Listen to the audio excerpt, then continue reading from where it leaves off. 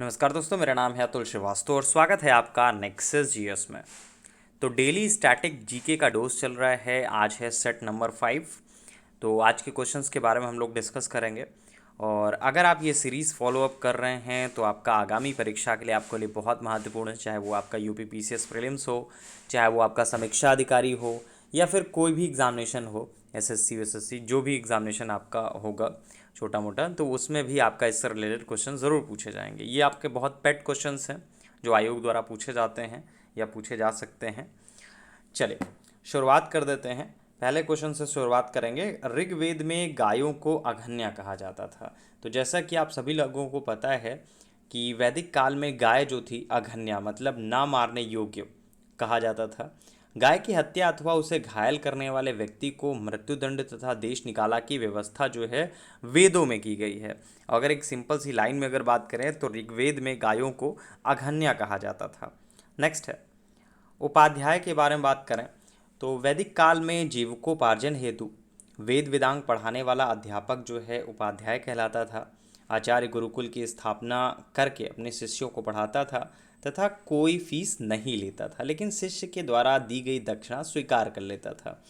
तो वैदिक काल में वैदिक यज्ञ के अवसर पर वैदिक मंत्रों का उच्चारण करता था, जबकि पुरोहित का कार्य जो है कर्म कांडों को संपादित कराता था। तो क्वेश्चन पूछा जाता है कि जीविकोपार्जन हेतु वेद वेदांग पढ़ाने वाला अध्यापक क्या कहलाता था? तो उपाध्याय कहलाता था। नेक्स्ट पॉइंट है गोपद ब्राह्मण से रिलेटेड है। गोपद ब्राह्मण किससे संबंधित है? तो अथर्ववेद से संबंधित है। अगर इसके बारे में हम लोग और डिटेल पे चले जाएं तो ब्राह्मण ग्रंथ जो हैं अनेक हैं, और ये ग्रंथ जो हैं यज्ञों तथा उनके अनुष्ठानों के विधि विधानों के संबंध में जानकारी देते हैं।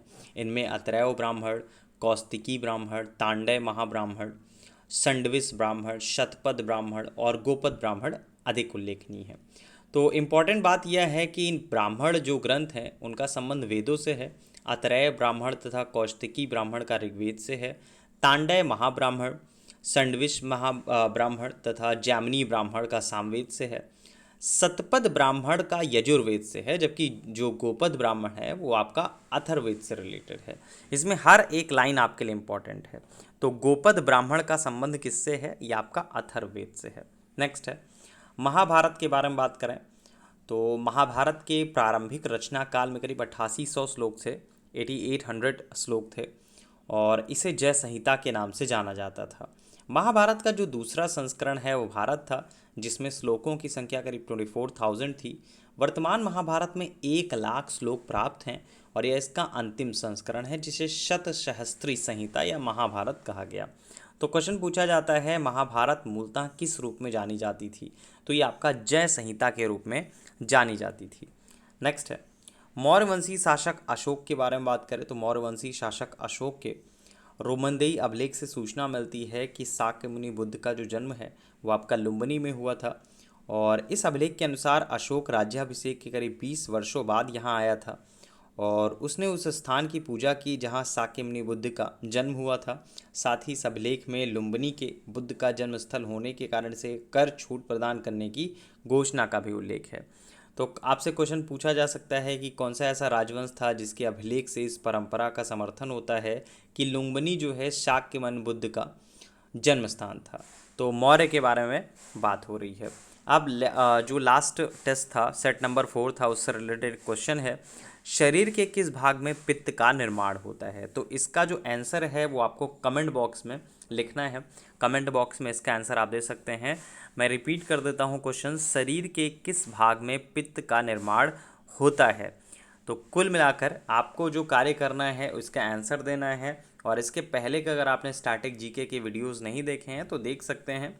सिंपल सी सीरीज़ है और इस 5 से 6 क्वेश्चंस की जो सीरीज़ चलाई जा रही है उससे क्वेश्चंस ज़रूर आपके एग्जामिनेशन में पूछे जाएंगे। ये ट्रैक रिकॉर्ड रहा है नेक्सस जीएस का, बहुत कम पढ़ाया जाता है लेकिन पढ़ाया वही जाता है जो परीक्षा उपयोगी होता है। ठीक है, तो कुल मिलाकर आपको वो सारी चीज़ें ही प्रोवाइड की जाएंगी जो परीक्षा के दृष्टिकोण से महत्वपूर्ण है। तो डेली स्टैटिक जीके का जो डोज दिया जा रहा है वो आपका मॉर्निंग में 10 AM पे दिया जा रहा है, और करंट अफेयर्स की एक क्लास आपको पढ़ाई जा रही है डेली सुबह 7 बजे। तो 2 क्लासेस जो हैं वो नेक्सस जीएस पर डेली चल रही हैं। सुबह 7 बजे जो है करंट का डोज मिलता है और सुबह 10 बजे जो है वो जीके का डोज दिया जाता है। चलिए, अगर आपने हमारा टेलीग्राम चैनल नहीं ज्वाइन किया है तो हमारे टेलीग्राम चैनल को ज्वाइन कर लीजिएगा। इसी वीडियो के डिस्क्रिप्शन बॉक्स में हमारे टेलीग्राम चैनल का लिंक भी आपको मिल जाएगा। ये हमारा टेलीग्राम चैनल है, ऑलमोस्ट 22,000 के आसपास लोग हैं, 22,000 के आसपास लोग हैं, 22,000 स्टूडेंट्स इसमें पहले से जुड़े हुए हैं, तो आप भी जुड़ सकते हैं। क्लास से रिलेटेड सारी इन्फॉर्मेशन दी जाती है और जो आपका यूट्यूब के बोल सकते हैं यूट्यूब पे जो वीडियोस बनती हैं वो भी आपका प्रोवाइड की जाती हैं और बहुत बार आपकी पेड क्लासेस की भी चीज़ें इसमें प्रोवाइड की जाती हैं। तो ये आप हमारा टेलीग्राम चैनल ज्वाइन कर सकते हैं। इसी वीडियो के डिस्क्रिप्शन बॉक्स में आपको टेलीग्राम चैनल का लिंक मिल जाएगा। तो ये जो आपका यूट्यूब पर अगर आप वीडियो देख रहे होंगे तो इसी वीडियो के डिस्क्रिप्शन बॉक्स में आपको टेलीग्राम चैनल का भी लिंक मिल जाएगा और दूसरा ये है जो पेड क्लासेस की इन्फॉर्मेशन है उसकी डेमो क्लासेस की भी लिस्ट आपको इसी वीडियो के डिस्क्रिप्शन बॉक्स में मिल जाएंगी। Thank you so much.